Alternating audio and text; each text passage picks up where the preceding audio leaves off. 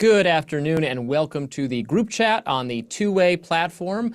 We're so glad to have our community members with us for our show, which is manifesting the two-way ethos of peace, love, and understanding. And we encourage you to share in that ethos as you participate vigorously but politely in the chat. We would love for you to do that, and we would love for you to bring your questions and your comments to our attention. We will eventually call on you and invite you to participate. We love hearing from what people are thinking about the topic we're discussing and any other topic. Of course, I am joined today by the usual roster, my friends and colleagues here at Two-Way, Emma Jo Morris, Nina Turner, and Dan Turrentine, and I am Robby Soave. And the topic for today's show is a kind of newsy political topic. Zohran Mamdani, who needs no introduction, I think, at this point, the Democratic candidate for mayor of New York City, a self-described Democratic socialist who is up against a kind of token Republican opposition, and also the former governor of the state of New York, Andrew Cuomo, who is running still despite losing the primary race. Eric Adams, the incumbent mayor, has dropped out. Zohran Mamdani has caught fire, I think it's fair to say, drawing lots of attention for himself. Is this a model for the Democratic Party elsewhere in the country as it seeks to decide whether to be more or less progressive, more or less civil, more or less married to populism or neoliberalism or whatever wide swath of potential ideologies to possibly compete with Republicans at this point? Obviously, Zohran is doing, and Cuomo and others doing a debate, I believe, tonight. Yeah. The debate is happening. He was on Fox News earlier this week with Martha McCallum. It was a really interesting interview for people of a conservative bent to maybe see some of what he's about if they haven't tuned into his social media presence or other things that he's saying. Let's start with, let's actually put up that, that is element 1 of the polling on the mayoral race. Maybe we can get that on screen. It shows that, I mean, he's winning. He's very much likely to win at this point. I mean, that's been kind of a foregone conclusion for a while. It's maybe not inconceivable that he could somehow lose, but I don't think anyone would describe Cuomo as like gaining momentum. Dan, I'm going to start with you since you're our Democratic strategist of a disposition that might not be friendly to all aspects of Mamdani. I don't know. I'm interested to see what you make of his successes and whether that should be replicated by the national party. Well, I think that's a loaded question. I think there's a couple different components. How dare you, Robby? That's yeah, right, exactly. I'm not the biggest fan of some of his policy positions of what he described or what his solutions are. But where I think he is a really great political athlete is he is laser focused on the number one issue to a lot of people in New York City, which is affordability, right? This is a very expensive city, and whether you're in your 20s and you have your first job or two, or you're a new immigrant in this city trying to make it, New York City is incredibly expensive, whether it's your housing or food or the cost of transportation. I think the other thing about him is he is a joyful candidate. If you watch him, he seems to be having fun campaigning at all times. And I forget who it was who said one of his great skills is he is as comfortable doing a 30-second TikTok with his message, a 3-minute TV hit, or a 3-hour podcast. He can talk about it. He can give you examples of how it's impacting New Yorkers. And he has a set of solutions. Again, may not be my solutions, but where everyone else is like obsessed about Donald Trump or obsessed about culture issues, he has been laser focused on quality of life issues. And for those reasons, I say he is an awesome political athlete. Yeah, if you compare him to, for instance, Kamala Harris, someone of a more centrist than him, I would not describe her as a centrist. He'd be the other end of the political spectrum as a political athlete. Right, and Mamdani, I get bored listening to her speak. I was watched some of, we commented on Rising, some of her interview with Kara Swisher, someone else I don't care for particularly, and it's just, much of it is boring, even at the time when she's trying to sound fired up. I keep saying this to my friends in the kind of abundance wing of the Democratic Party that look, I like your ideas better than I like the left's ideas, but you don't have charismatic political figures selling them, and the left has AOC and Bernie and Mamdani, at least for New York. And Nina, maybe you can tell us what's the secret to finding like relatable people who are do relatable people have disproportionately far left ideas, or what is? Oh, Robbie, I wouldn't call, wanting people to not die from cancer far left. I Mhm. wouldn't call not wanting people to have to put insulin on credit cards far left, but we can put that in the parking lot. I'm more interested in Emma Joe's smile and what it means. Yeah. No, I agree with you. Well, I would call subsidized grocery stores far left, and wait. far Okay, left. okay, Robbie Soave. Yeah. Hey, let me tell you something. In the great state of Ohio, for example, Mhm. we have something called state stores, and that means that the selling of alcohol in the great state of Ohio is run by the state Right, it's a of cartel that makes Ohio. everything more So, expensive. It's true in Virginia too. It's the no, first thing I would abolish if I was governor. it's been Gone, Robbie. dead, done. It's been work. Not that I don't drink, but I have I grandparents. do, and I can tell you this and makes stuff. it more expensive. However, no, Robin. no, sir. Yeah, in Virginia, we got to go to one of these ABC stores. It's the most It's going ridiculous just policy. fine, Robbie. It's going just fine. And by the Oh. way, the great state of Ohio is controlled and has been controlled for quite some time by my Republican colleagues, and they have never once said they wanted to abolish Well, the because they're state teetotalers. store. They don't want people to Okay, drink. This is the so Baptist and bootlegger all I'm coalition. saying is that a two-way family group chat. Okay, the libertarian and the humanitarian are going at it over state stores. Over Now, alcohol. Let me answer the question The vice for you, chat. though. I'm gonna answer the question for you. It's called authenticity. One word. Yep. And the example that you're giving of Vice President Harris, to me and to others I have talked to all across the country, she lacks authenticity because she flaps in the wind. She tries to be what everybody wants her to be instead of being who she is. I question whether or not she knows who she is, because as a Same here. political personality, if you follow the trajectory of her career, she always bends to the winds. And what I have found in my travels across the country is that even if people do not agree with your politics, they can smell authenticity or the lack thereof. Yeah. So true. Go off. Is that?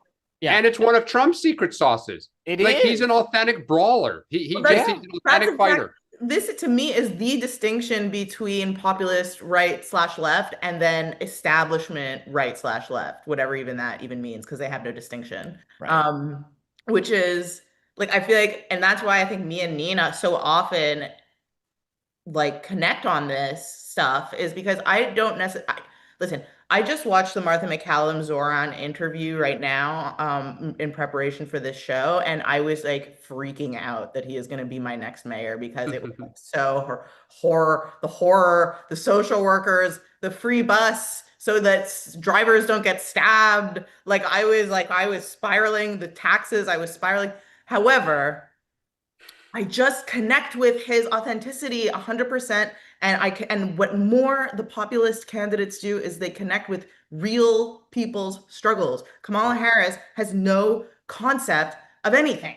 And that's why it's impossible for her, the same way it's impossible for Mitt Romney. And I'm not saying that because they're necessarily rich. Donald Trump is very rich, but he has a way of authentically connecting and empathizing for real with the people around him, which is how he is so successful, which is how he's so magnetic, charismatic, the same way that Zohran is. It's like, no, like Cuomo, it didn't even occur to Cuomo to talk about the price of living. No Right. concept. And you know what, Emma Joe, who else had it? Because I think more than not it's class based, but there's sometimes those people who are in ruling, what I would call a ruling class, but FDR was another example, and Yeah. First Lady Eleanor Roosevelt. To me, they were solidly, obviously, of the ruling class, but they definitely put out into the universe this connection with working class people and a vision for the working class people of the United States of America. Well, and you know what's remarkable? We're calling likable, just one thing, and then I'll toss over to Dan. But like, I think the one thing is that like there's something worth clarifying in the language. What we're calling likability isn't necessarily likability. I don't think that I necessarily like want to be Donald Trump's friend, but like I feel like it's like a sensitivity or empathy that I really do feel like these people all share. It's like not necessarily that I like their personalities. I don't think I want to be Zoran's friend either, but like I do feel seen. That's it. You feel seen and you feel heard. And that Absolutely. is, like I think one of the most remarkable things in this country is if you looked in the last 100 years at the politicians that probably most resonated with the working class, FDR, Ronald Reagan, John and Robert F. Kennedy, people lined up for Robert F. Kennedy when his train was, returned to the Northeast. Donald Trump, they're rich, but yet they hear people, they associate with their struggles. And I think if you look at the ads Mamdani did throughout the campaign, where he walked the streets at night and filmed talking to people on the street, what is keeping you up at night? How bad is inflation? How many regulatory issues make it impossible for you to get a license to add to your business? He was just touching. People were like, oh my God, yeah, I eat at food trucks. I go to this area, as opposed to standing behind a podium and talking kind of an esoteric, which is the way Kamala Harris would, or Andrew Cuomo did in the primary. He has connected with people, even if you don't love his politics. A lot of people like the man, and that counts for something, or the woman in some instances. Well, he is good the way Trump is good, and so many of our successful Republican political figures are at talking, at speaking on the platforms that are now so important for political communication, long form podcasts, social media, That's why news he media, all the things you can, because described, right? Kamala can't do that. he authentically And holds the yeah. views. Yeah, and maybe you can fake it through a short cable news interview where there's only so much time to press you when you don't answer the first time. That is harder in the kind of 1, 2, and 3 hour podcasts that are seen by millions and millions and millions more people than are turning on their television. So I think moving forward, you're just not going to be able to succeed as a national political figure if you can't nail I'm going to talk to Theo Vaughn or Joe Rogan or whoever it is for 3 hours. That is just going to be a requisite skill. Well, and you also have to be able to speak on TikTok and do it quickly and do it authentically. And like, you need to be able to do all of the above, right? Because there's a lot of candidates, I'm sure, like Nina and Emma Jo, you know them too, who can talk for 3 hours. But they struggle in a short interactive setting because they just don't kind of have that skill. Mm-hmm. But I do think that, the next question with him is, can he be successful with his policies? I mean, that's the big question in New York, even among some of his supporters, is like, they're hoping, but there's some real, I don't know, because he will need the governor of New York to approve stuff. He's going to need the legislature to approve stuff, who have gone on record, some of them, as saying they won't. There's also rent board, like his rent freeze thing, that he can't do. Yeah. So, I mean, we're going to see. Because and part of this depends on how big his margin is. Right now, he can't get above 50%. If he wins by just a couple percentage points, it's going to weaken him a little. If he wins 57% and blows Cuomo out, it's a little bit of a different story. Well, I mean, I'm definitely going to make a prediction that the neoliberal types who want to see him fail, and some on the right that want to see him fail, even if he wins, they're going to try to stop him from governing so that it becomes a self-fulfilling prophecy. Dan, to your point, can he push any of these policies across the finish line?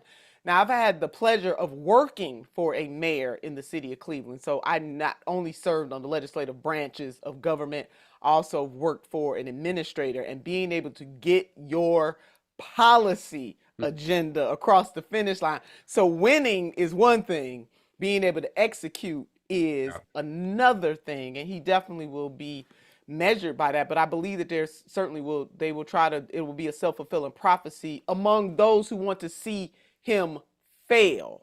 There are a lot of people who don't want to see him fail.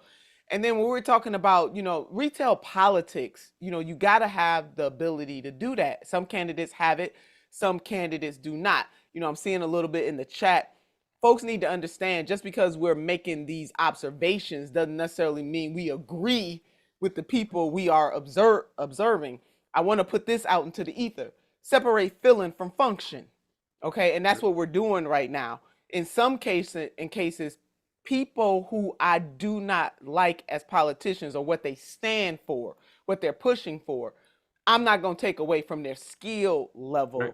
in being able to win. And so people have to try to understand and delineate between the feeling and the function. I mean, Of to being be a fair though, he real- literally, like I tweeted this yesterday, like if you were to just put your phone, like put your internet on your or Chrome away, you know, and but still have your phone and walk through New York and like live in New York, but like a normal passive person, you would have no idea that there was any other candidates.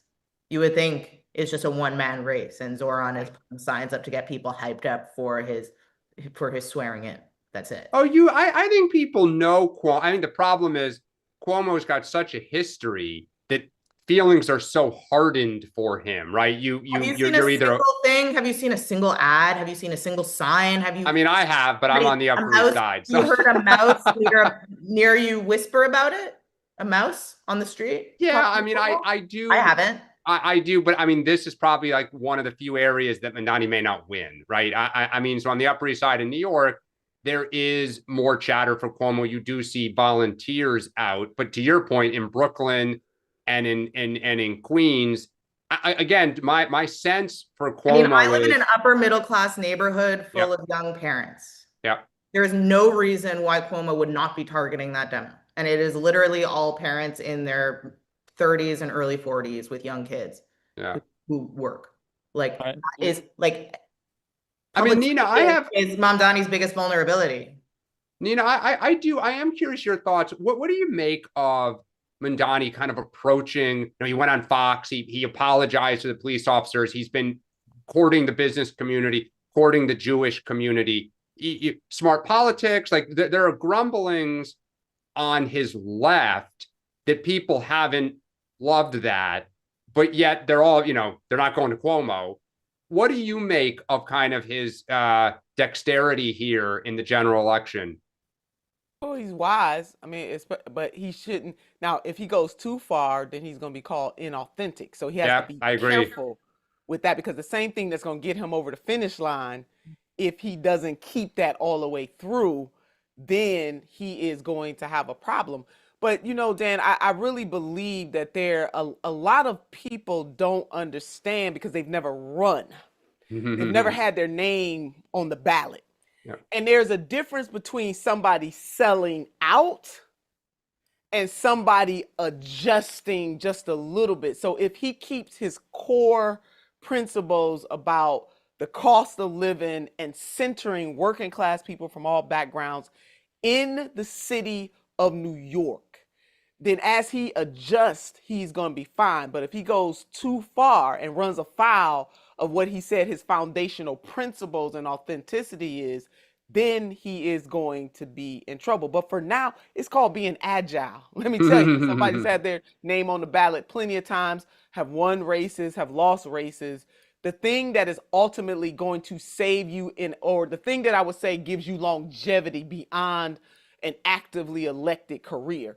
I mean, I'm still, wherever I go, people stop me in airports, they stop me down the street and all of that. And I haven't been actively elected in a while, even though I get to keep my last title. You know what it is? Because I'm still out there on the front line and I'm authentic. That doesn't mean everybody agrees with me, Dan. So to your point, a lot of the people who are grumbling on the left, we will see if there's any validity to it. And what I mean by that, if he sells out, Yeah.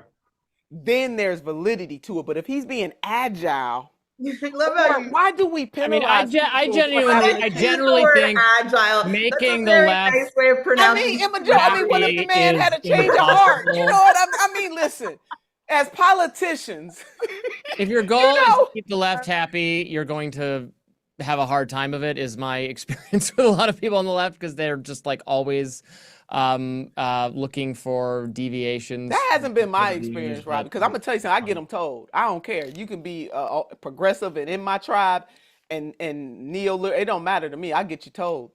So I wanted to let's take one community member, and then there's part of the Martha McCallum interview I want to play and react to. But let's get somebody from the community. How about Richard? Why don't you step right on up and let us know what's on your mind and where you are. I'm in northern Colorado, a little bedroom community outside of Fort Collins, Timnath, Colorado. Oh, I've been up there. Yeah. Yeah, beautiful part of the country. I lived in DC for a decade after I got out of the Air Force and spent a lot of time in New York City. and I love New York City. A lot of friends that live there. I don't think many people in the flyover part of the country care much about New York City at this point in time. But my question really is for Dan. Dan, I'm an independent, right-leaning guy. I respect the hell out of you. Always interested in your take on things. You talk about the Democratic base often. How reflective of the Democratic base is Mamdani?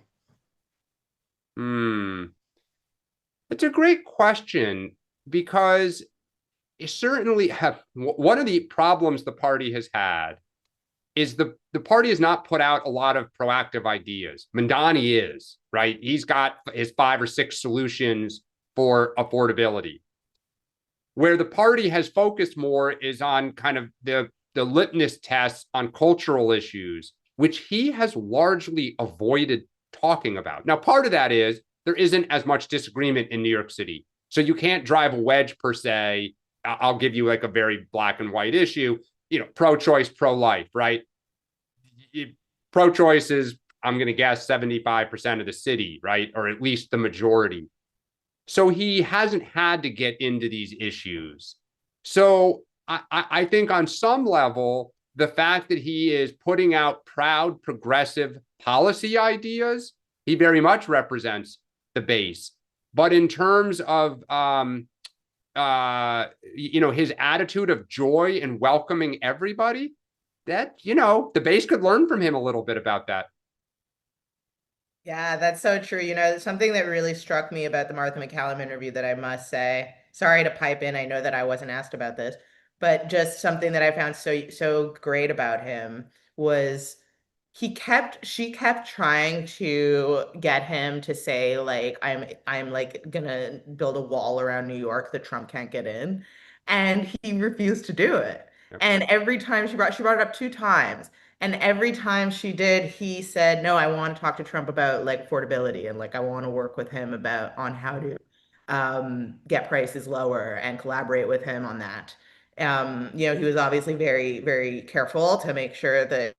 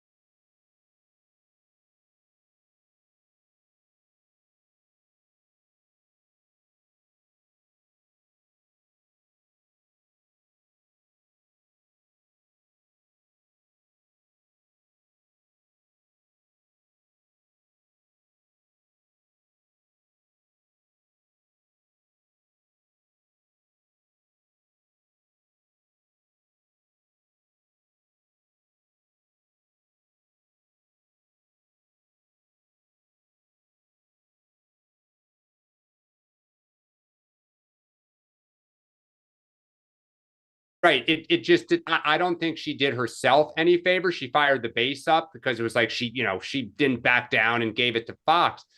But Mamdani looked as comfortable with Martha McCallum as he did with Rachel Maddow.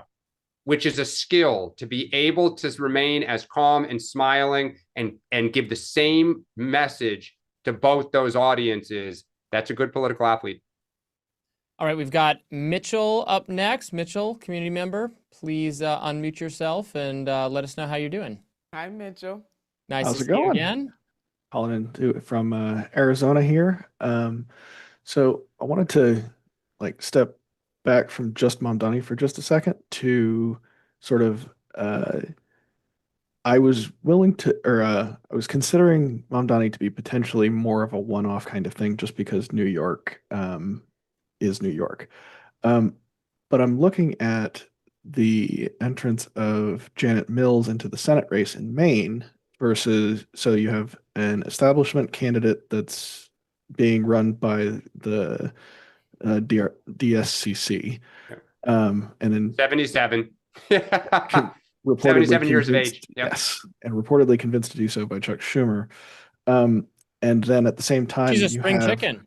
Plattner, who is 41, an oyster farmer, former military, endorsed by Bernie Sanders and David Hogg and Juliana, what's her face, the youth coordinator person. And it seems like this is not just a one-off between sort of the populist left and the establishment Democrats. Is this might repeat itself in the near future across multiple races in multiple parts of the U.S. Am I reading that wrong? No, not at all. I think, Jan Schakowsky, the congresswoman from Illinois, who I think is 80 and has been in Congress for 26 years, got a primary challenge from somebody who's 26 years of age. Jan Schakowsky initially said, kept going and then announced she was retiring. You're going to see this in the House. You're going to see this you're seeing it in the Senate. Your state of Michigan has a very contested Democratic primary, both ideologically and from an age standpoint at different ends. You're going to see it, I think, in local races. I don't know, Nina, what you think. I think it's fantastic. We need to have these competitions. If you're too old and you can't campaign anymore, then get out. Show people you can do it. Show fight, show ideas, show vigor. And young people who want it, who are like, I'm fed up. Imagine if Biden tired. had to do that. You'd been spared this whole disaster. Yeah, You better talk about it, Robbie. We should not fear competition. Like the Darwinian nature of politics, this is good.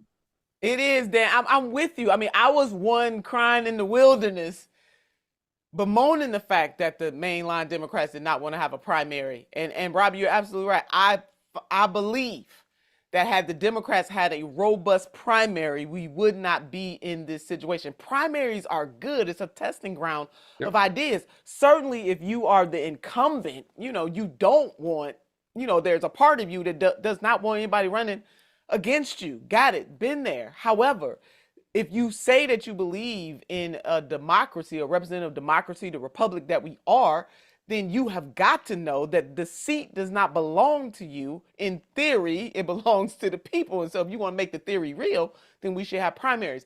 Mitchell, I totally agree with you that this is not a one-off because the American people are suffering.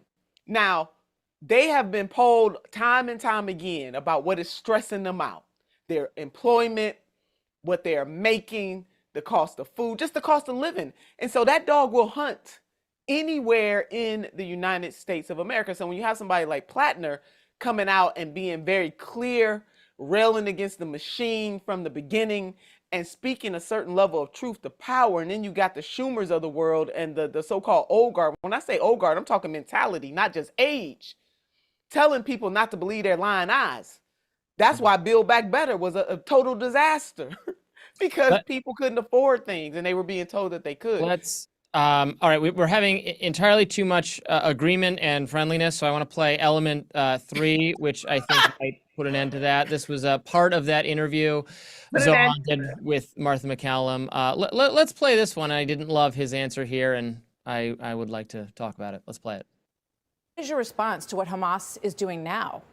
I think those are bodies and remains that should absolutely be returned, and I think that I have no issue with critiquing Hamas or the Israeli government, because my critiques all come from a place of universal human rights. And my focus, however, is right here in New York City and transforming the most expensive city in America into one that's affordable for each and every New Yorker. But, okay, and I want to get to that, absolutely. But do you believe that Hamas should lay down their weapons and leave the leadership in Gaza? I believe that any future here in New York City is one that we have to make sure that's affordable for all. And as it pertains to Israel and Palestine, that we have to ensure that there is peace. And that is the future that we have to fight for. But you won't say that Hamas should lay down their arms and give up leadership in Gaza. I don't really have opinions about the future of Hamas and Israel beyond the question of justice and safety and the fact that anything has to abide by international law. And that applies to Hamas, that applies to the Israeli military, applies to anyone you could ask me about. Okay, why is it impossible to say that, yes, Hamas should lay down their guns, particularly when 3 years ago, this man tweeted, ban all guns? Why is it that Hamas is going to be the only armed group left in our society or our planet? He wants guns gone for everyone, but he's not willing to say that Hamas, obviously a terrorist group that attacked Israel, should not be. And I'm not. Hey, Robby, he said he's willing to criticize Bibi and Hamas, okay? Oh, amazing. Yeah. And again, so am I. I am far from like the most full-throated defender or apologist of everything Israel is doing, I think is fair to say, but I don't understand what the problem is, what you lose by saying, yes, a terrorist group should be disarmed. First of all, as far as I'm concerned, he answered the question just right. What? He is not going to be controlled by the person asking him the question. Let me tell you something. Well, he's controlled by far-left Hamas sympathizers. No, this is not about far left. Well, we're disagreeing, Robby.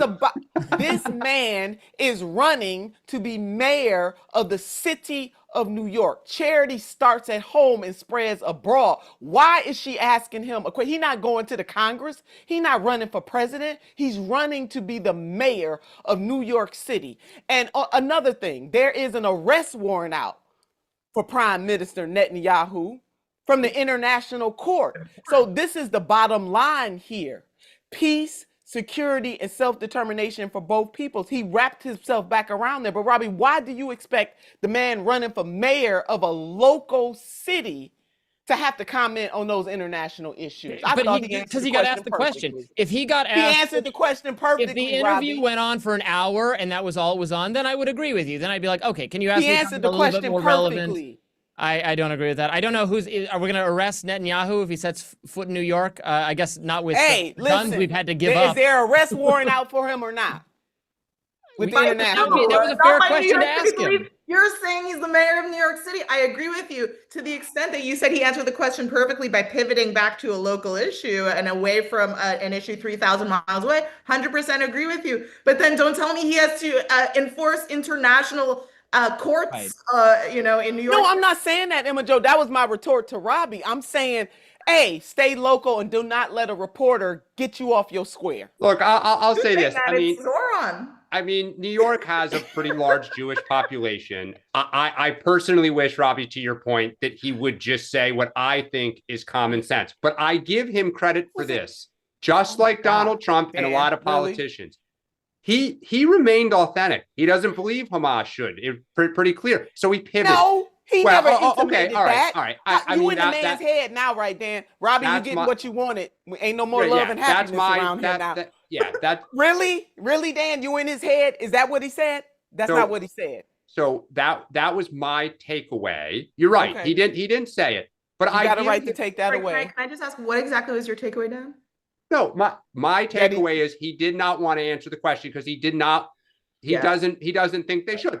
That's not my takeaway. That's not. I think he doesn't want to further. He's not talking about defunding the police. He's not talking about some very radical left ideas. And I think my guess is his thinking is if I also say something against Hamas, I'm going to make left people mad at me. No, I can only make them this mad. I can't make them this mad. Absolutely not. That's what I think. Absolutely not.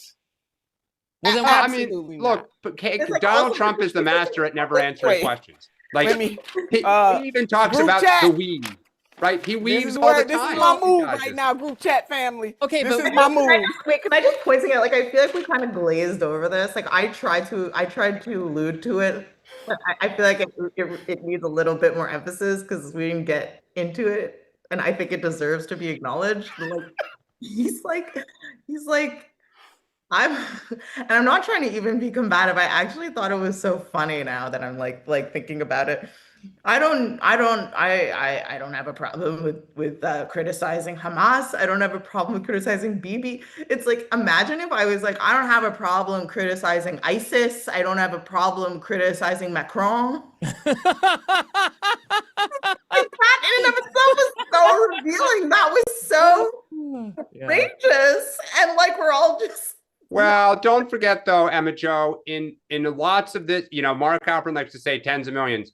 There are tens of millions of people, both in this country and the world, who don't see it that way. Like, it's not me, but I respect the fact that he is Emma Jo, there are a lot of Republicans that don't want us involved and who think that what Israel did is outrageous and we shouldn't be involved. There's certainly a lot of Democrats that feel that way. Not wanting to be involved. I certainly think there's a difference between not wanting to be involved and equating the Israeli government with Hamas. But you know what? That's how you see it. Like, you're laughing at them. But in France, in lots of parts of Europe, in lots of parts of this world, they don't see it that way.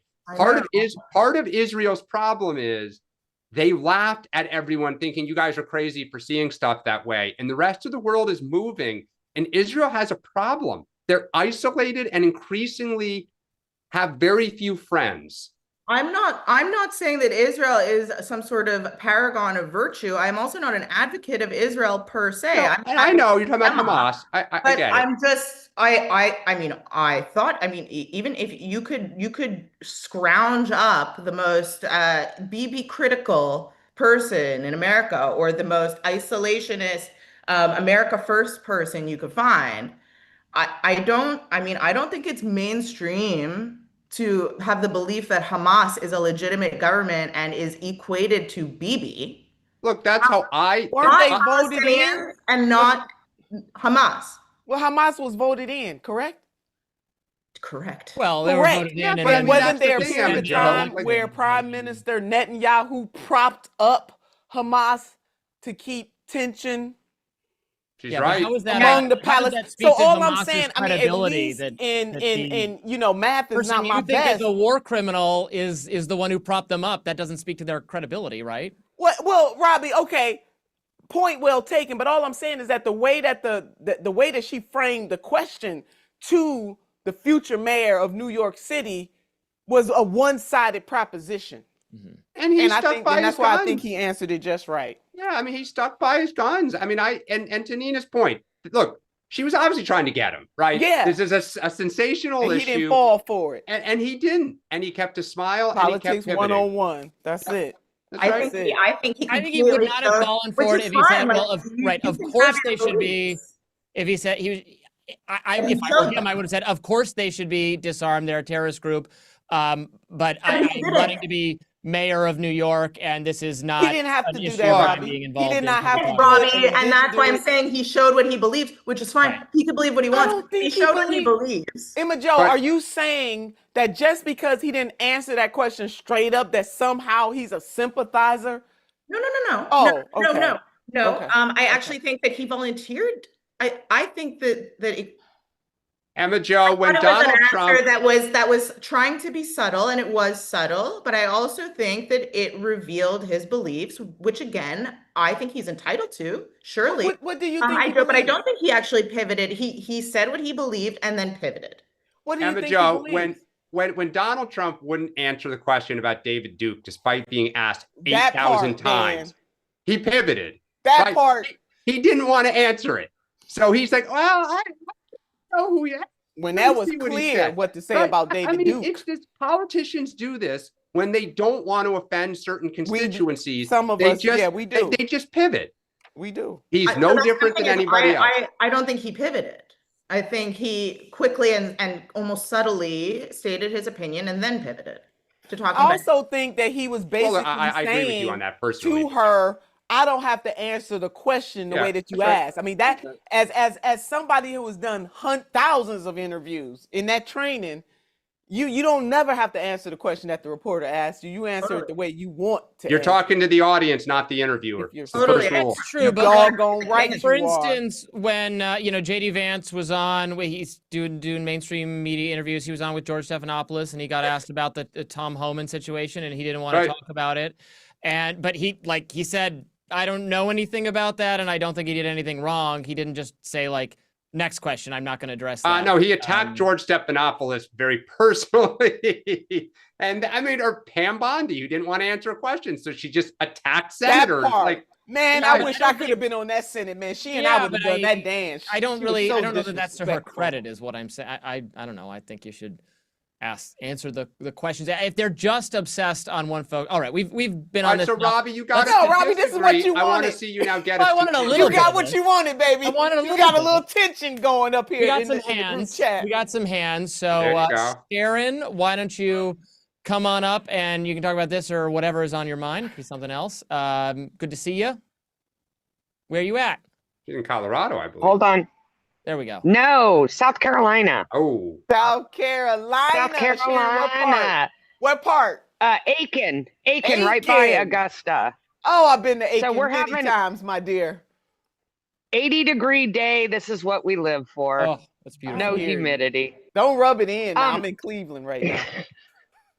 Hey, my question is a little bit different with Zohran Mamdani. It's been really fascinating to watch the race, and I think anybody that's in politics should watch how all three candidates have done things, because it's a good lesson of what to do and what not to do. But my question is, Zohran Mamdani seems to be very personable, very likable, you want to go have a beer or a cup of coffee with him. But how is that going to translate to working with everybody he has to work with in a big city like New York to get what he wants to get done? Like, he's untested. So is his personality that we're seeing in the campaign going to translate to, hey, we want to work with you to try to get this done? Or if it's like, whatever, dude, it's not going to happen? well, I think it's an outstanding question, because there's the issue of his age. He doesn't have a lot of experience governing, being a chief executive and being responsible. His record in the state legislature is shallow. There isn't a lot there. Now, one state legislature can't, make laws necessarily by his or herself. I will say where I give him credit so far, and what is encouraging, is he is reaching out to all the different constituencies in New York City to listen to them, to try to find ways to work together. And you hear the same thing from everyone who meets with him, and these are all private. People walk away saying, I'm somewhat impressed. He asks good questions. He follows up. He does a lot more listening than talking at us. I mean, whether it's the real estate industry or, small business communities, the medical community, he's doing the right things. Question is, once you get in office, do you do it? And we'll find out. Maybe. Well, when He might not win. You pick some people who know how to run things. I mean, to the extent, the candidate is the candidate. Right? Has to be an expert in the communications and the bringing people in, and then in the actual day-to-day governance, you're bringing in people. Am I not? Is that not? No, you're right, Robbie. I mean, that's why you have teams. I mean, again, I Right. work for one of the greatest mayors of the city of Cleveland. I was in his cabinet.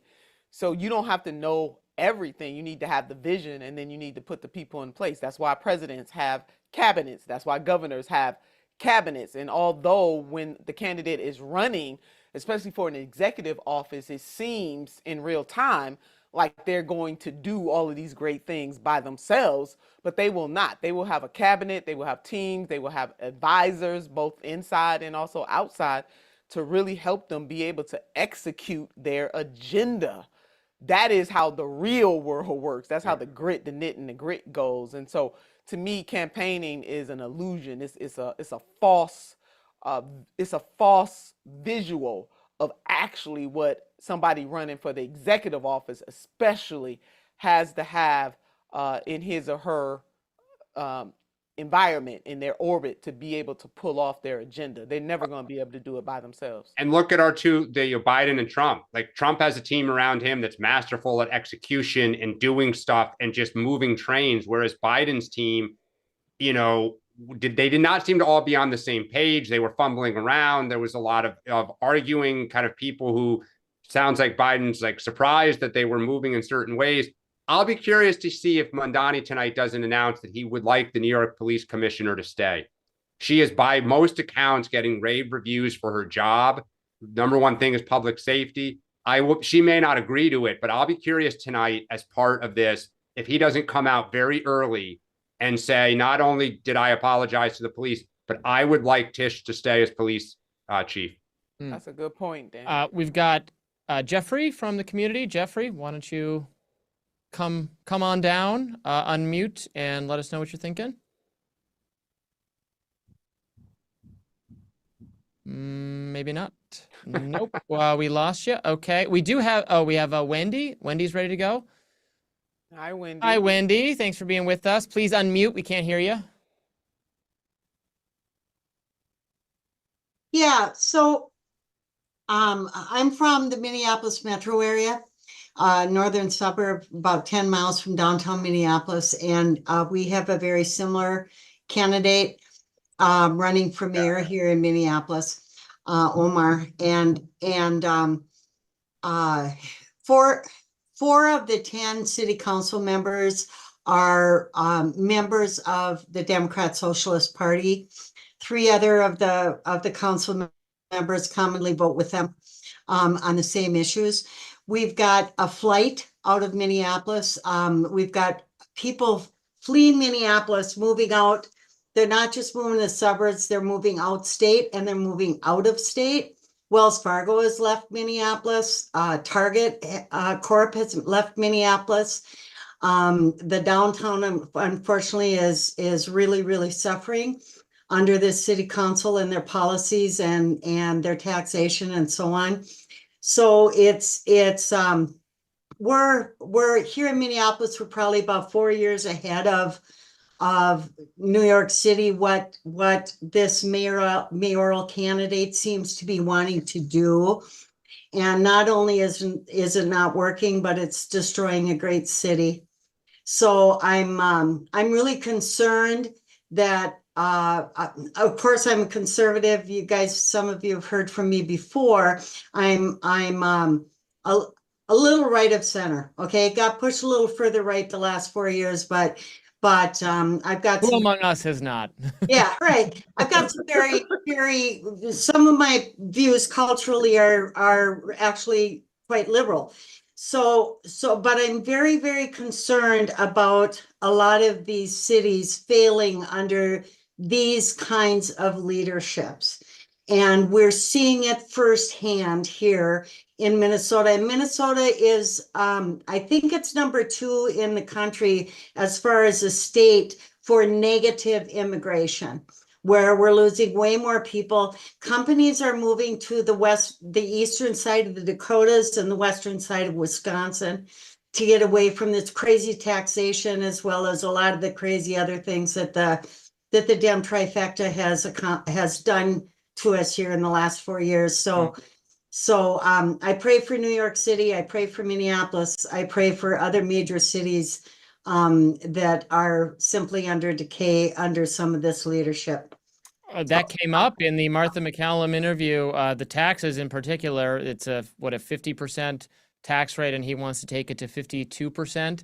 So that's the difference between the government taking half your income and the government taking the majority of your income. It's way more. New York and state, if you're in the top tier, it's way more than 50%. That's a lot. That's I wish Wendy we could ask her, because I was not aware that Target, and I just Googled, I got a lot of friends at Target corporate. You said Target's moving its corporate headquarters? You said Wells Fargo, I think? Yeah, Wells Fargo is San Francisco based. Well, they had a big office building that they vacated, and it hasn't been refilled. Okay. Wells But Fargo, they're keeping their corporate headquarters in Minneapolis, is my understanding. it's my understanding, and I might be wrong, Dan, I might be, I but it's my understanding am all the time. Don't worry. that it's gone to a western suburb and out of downtown. Got it.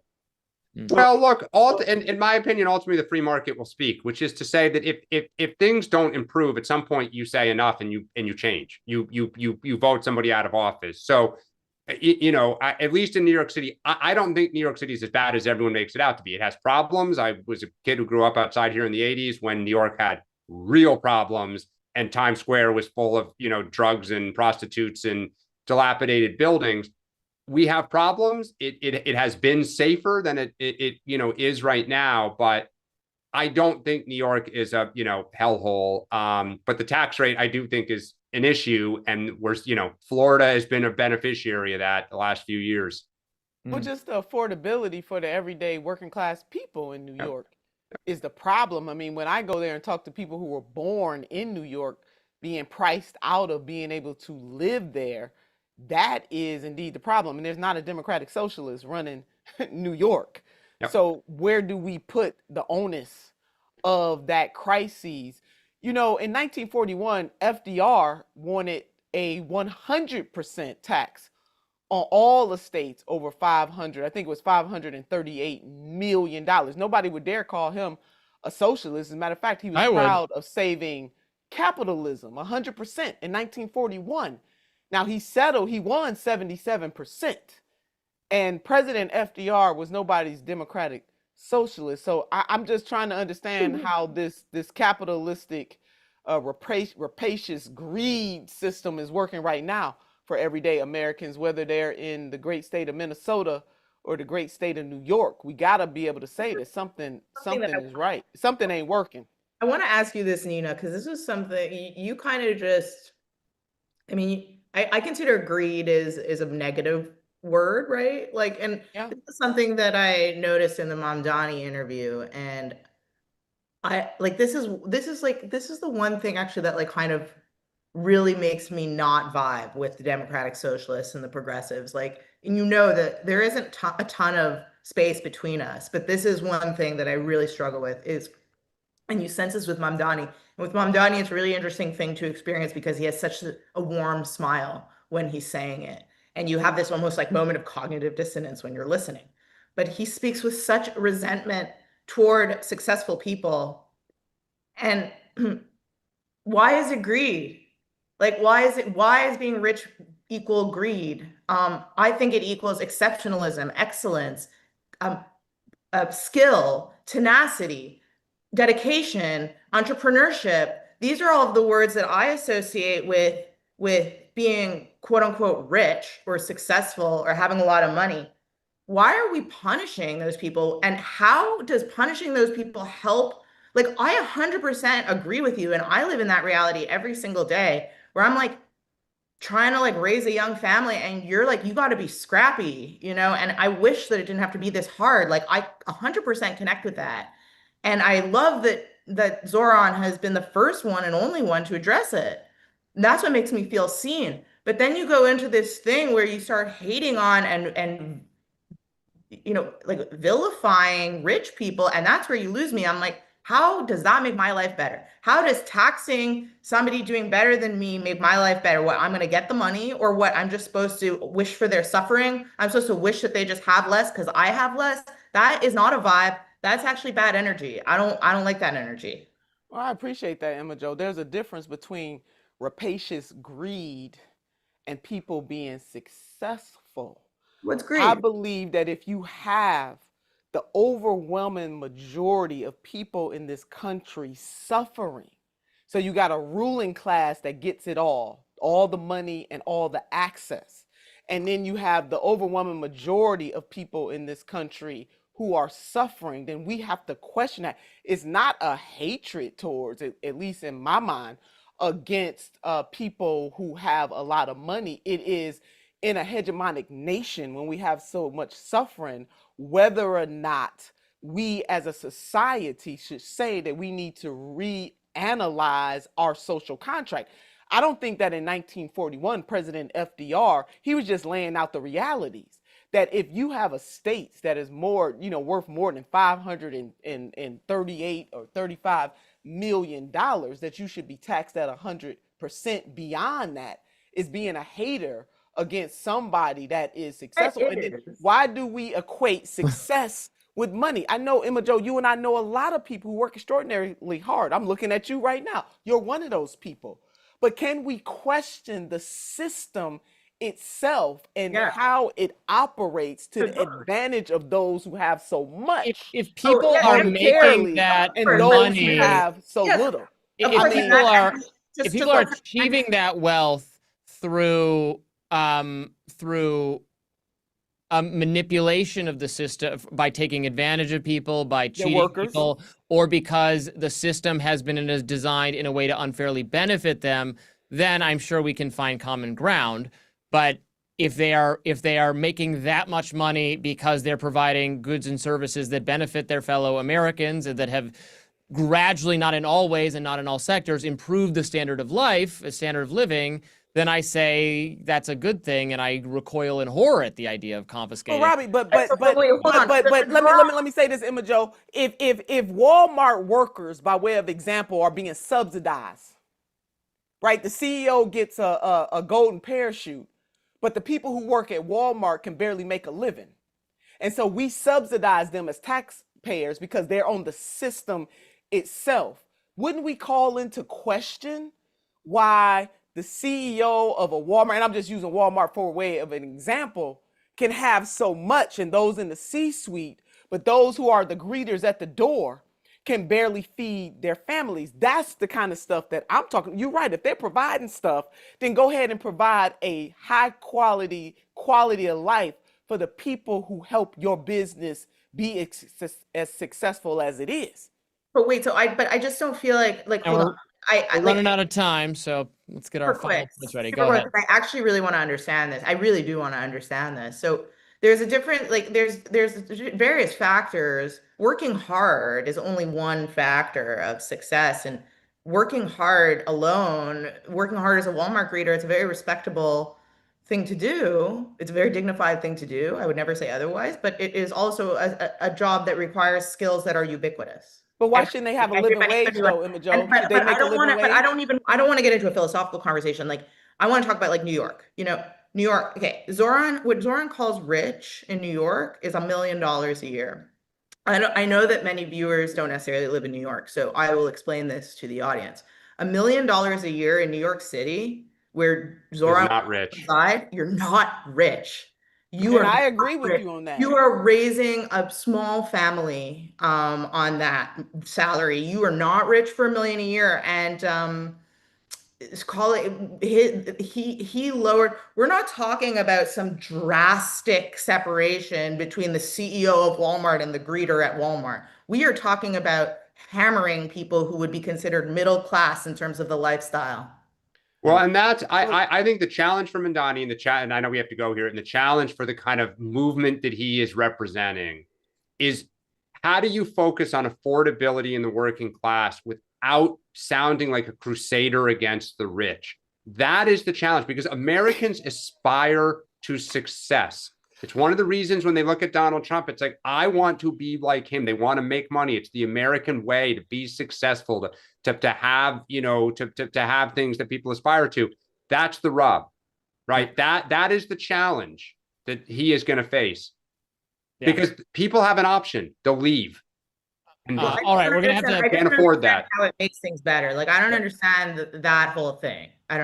We should come back to this next week. This deserves a deep dive and an analysis, because there is a difference between people wanting to achieve success and what the American dream is, and being able to live, not just survive every day, and the type of rapacious greed where the 1% has it all and everybody else has to struggle and suffer and live hand to mouth. I say, group chat, that we should chat this up. All right, we'll have to revisit this topic maybe next week. In August. This is a great topic. We're going to get Robby fired up. He's going to implode. We do have an event. Hamas and class warfare on the next edition.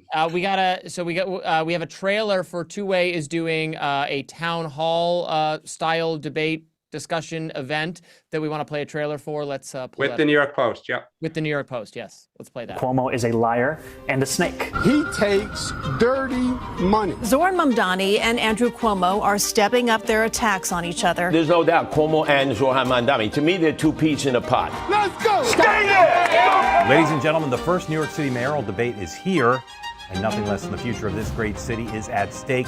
Join us for the ultimate postgame show, brought to you by the New York Post and Two-Way. It's the only place we'll be able to participate in the conversation. Go to twoway.tv to register. If you want to watch it live, go to the YouTube channels, the New York Post and Two-Way. All right, that's gonna be a fantastic event.